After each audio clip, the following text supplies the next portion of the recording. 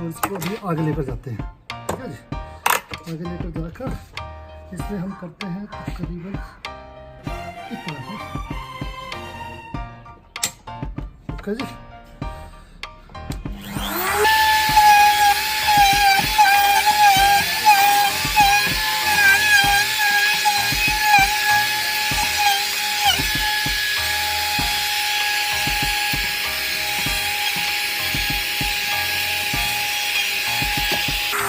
ठीक है जी,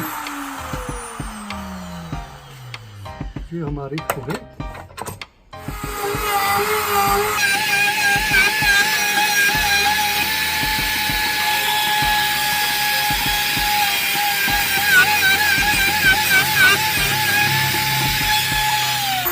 अब आया इसका सही।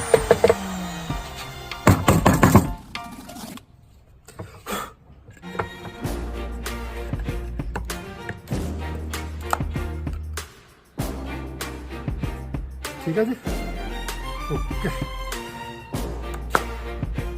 और एक चीज़ और भी कर सकते हैं, इसको आगे से ना इसका ये कर सकते हैं। 1 मिनट, इसमें राउटर बिट चेंज करना पड़ेगा हमारे को। तो मैं क्या करूँगा, इसको आगे से इसको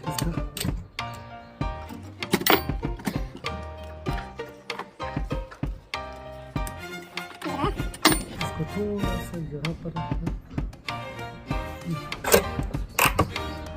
यहाँ पर रखा, इसको हल्का सा लॉक कर देता हूँ।